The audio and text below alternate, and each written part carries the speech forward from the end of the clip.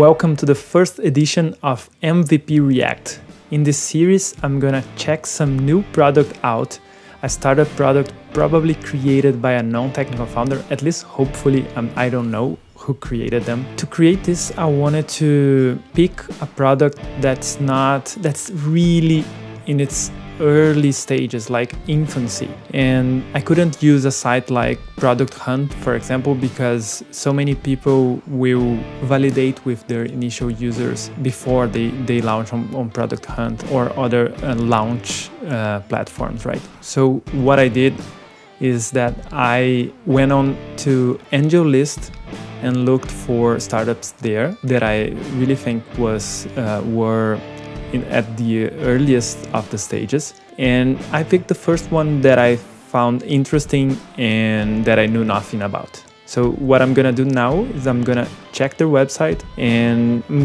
gonna react and see what happens. All right, the startup's called Podscribe. Read and search through all podcast content. I'm not gonna read their text here, but what I understand is that you're gonna be able to search for podcasts, even for what is said on the podcast. That's what I'm getting from their idea. If you said something on an interview once, it will be registered here on Podscribe. And then if I go search and search for MVP React, for example, then I'm gonna find this podcast. Let's see. All right, so they have a nice design. It's looks fun, right? The laptop like popping out from the right was a bit weird for me, but doesn't matter. It seems like a relevant product. I would like to search through and read podcast transcripts. It's very interesting. Let's see, what can I do with it? Let's search for it. Okay. So the first thing you see is that it opened a new window with app.podscribe.ai. Probably here is the actual product. Here we have the marketing website where they explain, I thought there was a testimonial by Robert Downey Jr., but it's actually the transcript of the Joe Rogan Experience with Robert Downey Jr. Very, very useful if this works. So, okay, I went to the product and they said, hi and welcome. For full access to our podcast, sponsors, listeners, demographics, and more, please email us. This is the first interesting thing here. They are not trying to pretend that they are bigger than they are. They are asking you to email them, right? Just go ahead and send an email and we'll talk. Probably this is a real MVP. They didn't went to the trouble of, here, for example, the email says contact@picassoKnows.ai. It's even a different domain. So it might seem like unprofessional or something like that, but it's actually what I like on MVPs. They shouldn't spend 1 second trying to make this contact experience better. Email is good enough.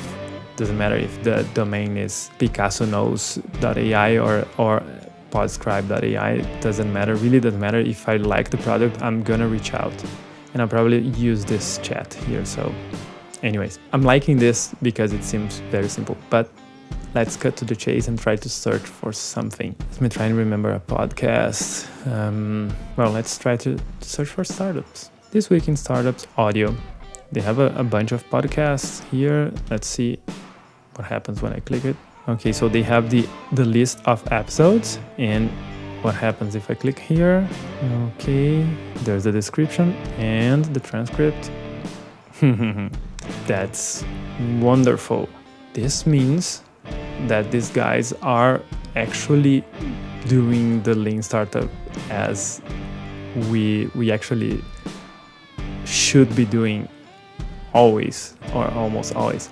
They didn't create a UI where you can read the transcript. They probably focus first on creating the algorithm that transcribes the podcast. Or I would find it even more interesting if they didn't do even that. They were testing the demand for this. I'm sorry, there's a lot of background noise. My daughter is playing and and having a joyful afternoon. But anyways, it would be even better if they didn't even have an algorithm so far. They're just seeing how many people really want to search for transcripts, or even here, I'm not searching for a transcript, I'm searching for a podcast and then seeing the episode list and then being able to request them a transcript. So I like this. I liked it a lot. Not in the sense that it's already useful, but let's see what happens if I email them. Hey, I would love to get the transcript from this episode. Alright, so I wrote them. Let's see if they will write back in a few seconds. Okay, I'm gonna leave my email here. And I'm not gonna finish the process here, but it's a great lesson for anybody who's wanting to start a startup here.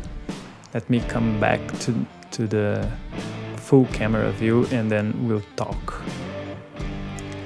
All right, what did we learn today? Is that you don't need to have the product ready to start reaching out to your users. You can just have the value proposition ready, and they convinced me. For example, when I saw the initial website, the marketing website, I was really thinking, all right, these guys are already more professional. And then when I jumped into the product and I saw that email link, I said, oh no, this is really early stage. And that's what I was looking for. So for the first episode, this was a hit. And yeah, I hope everybody does more things like these guys have done, then try to have everything prepared and then discover that nobody wants to use your product. Or even if you discover that they want to use your product, probably they won't want exactly as you imagine. You will have to adapt. So that's it for today. I really enjoyed this experience and I hope to see you soon with more MVP React. Bye!